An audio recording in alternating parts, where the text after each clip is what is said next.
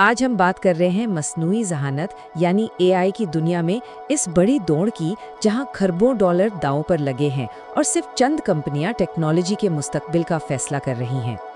اس کہانی کی شروعات ایک ایسے بیان سے ہوتی ہے جو اس پورے کھیل کی ڈرامائی صورتحال کو، اس میں شامل بڑے فیصلوں اور گہرے پچھتاووں کو ایک جملے میں بیان کر دیتا ہے۔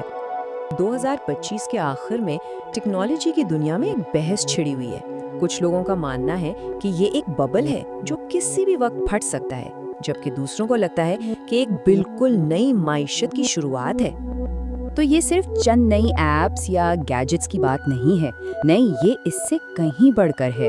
یہ ٹیکنالوجی کی دنیا کی ایک بنیادی تبدیلی ہے، اور اس تبدیلی کے مرکز میں 3 بہت بڑے نام ہیں۔ اس کہانی کے 3 مرکزی کردار ہیں۔ پہلا، انویڈیا، وہ کمپنی جو اس پوری اے آئی کرانتی کا دماغ یعنی چپس بناتی ہے۔ دوسرا، اوپن اے آئی، جس نے چیٹ جی پی ٹی جیسی ٹیکنالوجی سے کروڑوں لوگوں تک رسائی حاصل کی ہے۔ اور تیسرا، سافٹ بینک، وہ سرمایہ کار جو مستقبل پر سب سے بڑا داؤ لگانے سے کبھی نہیں ڈرتا۔ چلیں اب اس کہانی کے دل میں اترتے ہیں اور دیکھتے ہیں کہ کیسے انویڈیا اور اوپن اے آئی نے مل کر ایک ایسی ڈیل کی ہے جس کی شاید پہلے کوئی مثال نہیں ملتی۔ $100 بلین، یہ رقم اتنی بڑی ہے کہ تصور کرنا مشکل ہے، اور انویڈیا نے اوپن اے آئی میں اتنی بڑی سرمایہ کاری کا وعدہ کیا ہے۔ اس پیسے سے کم از کم 10 گیگا واٹ کے انویڈیا سسٹمز لگائے جائیں گے۔ اب یہ گیگا واٹ کیا ہے؟ آسان لفظوں میں سمجھیں تو یہ اتنی بجلی اور کمپیوٹنگ پاور ہے جس سے بہت ہی بڑی اے آئی فیکٹریاں چلائی جا سکیں گی۔ اور یہ سب کیوں ہو رہا ہے؟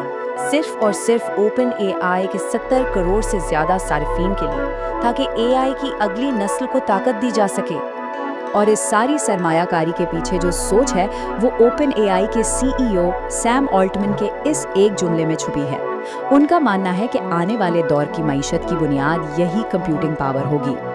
اور یہ سب صرف باتیں نہیں ہیں، بلکہ اس پر کام بھی شروع ہو چکا ہے۔ ستمبر 2025 میں اس شراکت کا اعلان ہوا، اور 2026 کے آخر تک اس کا پہلا مرحلہ شروع کرنے کا ہدف ہے۔ تو اتنی ساری کمپیوٹنگ پاور کا آخر فائدہ کیا ہوگا؟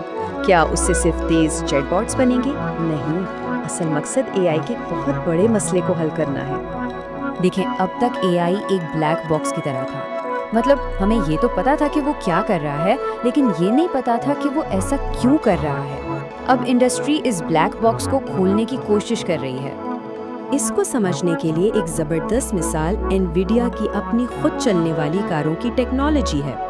سوچیں، ایک کار جو نہ صرف خود چلے بلکہ یہ بھی بتائے کہ وہ کوئی خاص فیصلہ کیوں کر رہی ہے۔ تو ہوتا یہ ہے کہ کار پہلے اپنے سینسر سے دیکھتی ہے کہ سامنے ایک سائیکل سوار ہے، پھر وہ صرف بریک نہیں لگاتی بلکہ اپنے اندر ایک طرح سے خود سے بات کرتی ہے کہ سائیکل سوار اپنی لین بدل سکتا ہے، اور آخر میں وہ اپنے عمل کی وجہ بھی بتاتی ہے کہ اس نے محفوظ فاصلہ رکھنے کے لیے اپنی رفتار کیوں کم کی۔ لیکن اتنے بڑے منصوبوں کے لیے پیسہ کہاں سے آتا ہے؟ یہیں پر کہانی کا ایک اور دلچسپ اور سچ کہیں تو تھوڑا دردناک پہلو سامنے آتا ہے۔ تو سافٹ بینک نے کیا کیا؟ انہوں نے اوپن اے آئی پر ایک بہت بڑا داؤ لگانے کے لیے انویڈیا میں اپنے سارے شیئرز تقریباً $6 بلین میں بیچ دیے۔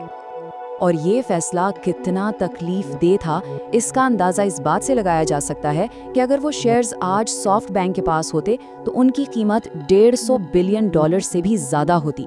یہی وجہ ہے کہ ماسایوشی سون نے کہا تھا کہ وہ روتے ہوئے یہ شیئرز بیچ رہے تھے۔ لیکن کیا یہ دور صرف ان بڑی $1 ٹریلین کمپنیوں کے درمیان ہے؟ ایسا بالکل نہیں ہے۔ کہانی میں ایک نیا اور بہت ہی دلچسپ موڑ بھی ہے۔ یہاں میدان میں اترتا ہے ایک چھوٹا سا سٹارٹ اپ، رن وے، صرف 100 لوگوں کی ٹیم، اور مقابلہ کس سے؟ گوگل اور اوپن اے آئی جیسے دیو قامت اداروں سے۔